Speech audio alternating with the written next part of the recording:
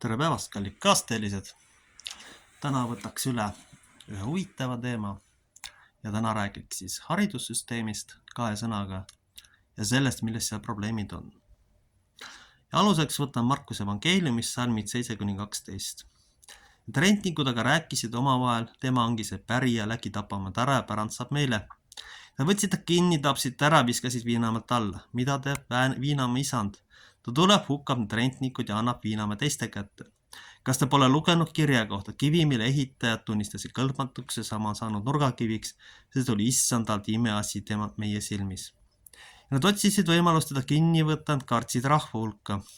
Nad ju mõistsid, et Jeesusele tähendamisena rääkinud nende kohta, nad läksid ära, jättes ta sinna paika. Ma alustan täna hoopis natuke haridusajaloost ja aastal 1922, kui Valgas oli umbes 20 000 elanikku, lõpetas gümnaasiumi 23 last või inimest. Nende olid vähesed inimesed, kellel oli see programm jõukohane. Praegu proovitakse kõikidest lastest teha gümnasiste, tippgümnasiste, arvestamata sellega, et kõik inimesed ei ole selleks kindlasti kutsutud ja seatud. Neil pole eeldusi selleks ja teine asi, ühiskond ei koosne direktoritest. Seda kohalik ugri element ei taha aga kuidagi kahjuks mõista. See on väga sügav probleem, sellepärast, et kui inimese elu ära rikkuda, siis ta halvemal juhul lõpeb psühhiaatria kliinikus või kuskil enesetapul. Paljud inimesed ongi sinna sattunud, paljusid lapsi tegelikult piinatakse talenditute ebakompetentsete tüüpide poolt sageli. Aga sageli tehakse seda teadmatusest või oskamatusest või lihtsalt eelduste puudumisest, sest otsest kurjust on maailmas väga vähe. Probleem ongi selles, et ei ole proovi aastaid. Probleem ongi selles, et inimesed ei teha kõigepealt kindlaks, kas ta antud ametisse sobib või mitte, ja selleks ainuke sobilik asi on proovi aasta. Ehk me näeme ära, kas inimene sobib sinna või mitte. Üks härrasmees rääkis siin 4-tasandilisest õppest, ma pean selle härrasmehega tegelikult täiesti nõustuma. Mehe idee oli siis selles, et teha siis 4 tüüpi klassi, kus siis oleks igale tasandile vastavad õpilased.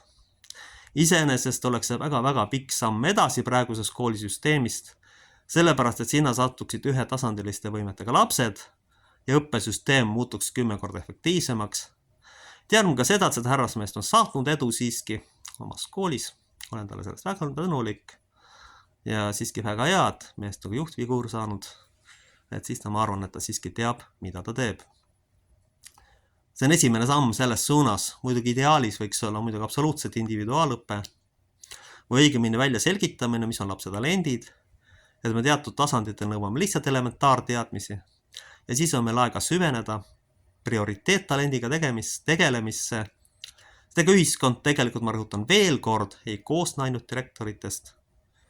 Et kõige edukam ja kõige raskem ühtlasi on ka individuaalõpe, millega ma üritan isegi vaikselt tegeleda.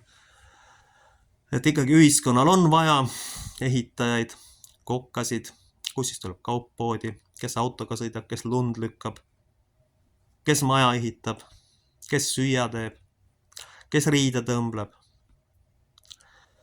kes mida iganes tehnilisi teadmisi omandades teeb, kes autosid remondib, kes kaupa veab autodega. Praeguse suhtumist vaadates ikkagi, mulle tundub, et ikkagi natuke on ugrikultuuri eripärad, et arvatakse, et normaalne laps oskab kõik, ei oska. Geenius oskab kõike ja neid on võib-olla 1000 parimal juhul. Lugesin kunagi ühte Hiina tarkusetera, kus siis Hiina meister, tema juurde tuleb õpilane, ütleb, et tahan õppida. Meister võtab selle peale, surub vee alla, laseb lahti.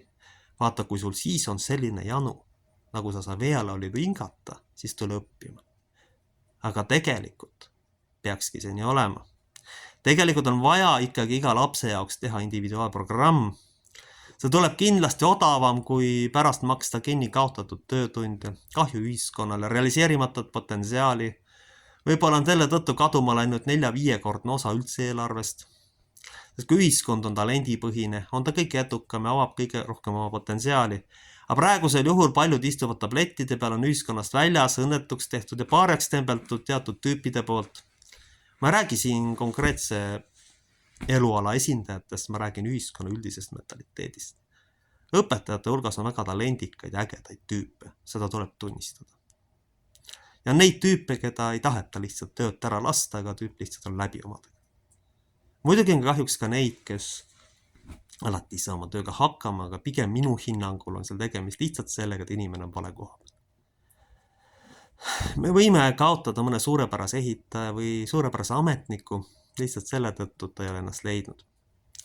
Ikkagi rõhutan veel kord, esimene samm oleks siis prooviaasta punkt 1. Teine samm oleks ikkagi lapse individuaalsete eelduste kindlaks tegemine, kui palju tal millekski on. Kus tal eeldusi ei ole, anname elementaarteadmised ja keskendume prioriteettalendile. See on väga olulised. Kui me nüüd seda ei tee, siis saame katkise ühiskonna, kus on enesetapukatsed, haiglad ja depressandid, kus lõpuks võidab haige kassa ja kus inimesed on ühiskonnast aastaid väljas, kus tegelikult etetakse lasa rahvusliku suitsiidiga, ma ütleksin. Siin on hädavajalikud reformid ja kui me seda lähitulevikus ei tee, siis ei olegi tulevikku. Tuleb saada üle sellest, kõik ei pea kõike oskama, see on lolluse tipp tegelikult. Ühiskonnas on alati olnud käputäis direktoreid ja ülejäänud inimesed elavad oma elu, realiseerivad oma talente.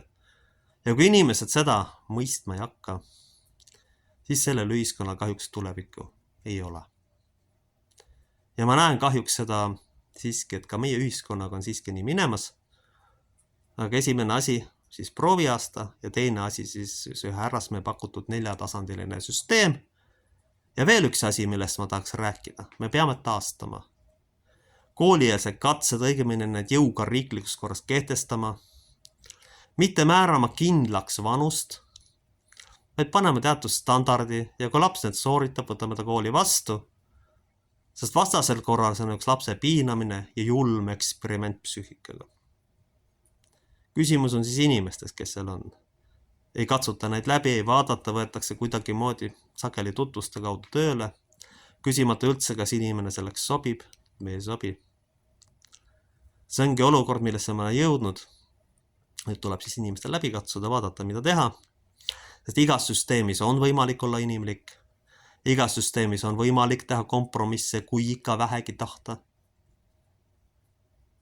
Me ei saa eeldada, et kõik on geeniused. Praegune kooliprogramm täies mahus on mõeldud geeniustele. Aga neid on võib-olla parimal juhul 1000 või väga juhul 500. Me ei saa selle peale ehitada kui ühiskonda, sest enamiku laste närvisüsteemi keerame lihtsalt tuksi julmalt öeldes. Ja ongi kõik ja meil on jälle üks inimene, kes terve elu kannatab, tablette neelab ja peal halvemal juhul hukkub. Kas te seda tahate? Ilmselt mitte. Ilmselt kindlasti mitte, sellepärast, et ega oskamatus ei ole teadlik kurjus, see on lihtsalt oskamatusest tingitud tegevus, et inimene on sattud mingite asjaolude kokkulangemise lihtsalt vale koha peal. Lihtsalt see on siin juhtunud ja tegelikult inimene ise ka ju kannatab. Aga ta ei julge endale tunnistada, see kurva teetõnna tõttu on ta lihtsalt jõudnud punkti, kus siis tegelikult laste ja noorte psüühika on saanud tohutu trauma ja sellega tegelikult on ära lõigatud ühiskonna potentsiaal. Sellega on teed lukku pandud ja kui ei teha lähimal ajal muudatusi, siis on kõik. Siis ühiskond kukub kokku, enamik kukub sotsiaalabi peale ja üksikud surevad töökoormusel. Seda me kindlasti tahaks, aga põhimõtteliselt on siis nagu valed inimesed. Ühetasandiline süsteem peaks olema 4-tasandiline süsteem ja kooliõpe peaks olema talendipõhine, kus me siis anname inimestele vastavalt tema võimetele õpet. Ja gümnaasium kui selline peaks olema ettevalmistus juhtimiseks ja ühiskonnas hakkama saamiseks juhina. Mitte niimoodi, et me surume kõik sinna ja pärast on jälle hunnik sotsiaalabi vajavad inimesi. Te võite tunda ennast solvatuna, aga ma lähtun faktidest ühiskonnas. Mina näen tervikpilt ja ma ei saa aru, kuidas paljud inimesed seda ei näe. Ilmselt pole neile seda tõenäoliselt antud. Et niisiis kõige tähtsam on see, et praegu süsteemi tuleb muuta, tuleb olla lastega oluliselt kannatlikum ja kui ei ole potentsiaali ja eeldusi, siis paluks mitte kooli ronida. Aga selles on süüdi ka see süsteem, kust lähtutakse ainult diplomist ikkagi kõige suuremad asjad, mis tuleks ära teha, on proovi aasta õpetajatele. Siis me saaksime aru, kas inimene sobib või ei sobi. Ja oluline ei ole ka siis mitmetasandiline süsteem. Oluline on ka koolikatsed, kus me saame kindlaks teha võimekuse. Sest kõik ei ole 7-aastaselt valmis. Mõni võib olla, mõni mitte. Aamen. Meie isa, kes sa oled taevas, pühitsetud olgu sinu nimi, sinu riik tulgu, sinu tahtmine sündigu, nagu taevas, nõnda ka maa peal. Meie igapäevast leiba anna meil tänapäev ja anna meile andeks meie võlad, nagu meiegi andeks anname oma võlglastele. Ja ära saada meid kiusatusse, vaid päästa meid ära kurjast, sest sinu päralt on riik, vägi ja au igavesti. Aamen. Kaitsku hoidku me püha kolmainus Jumal, Jumal Isa, Poja ja Püha Vaimu nimel. Aamen.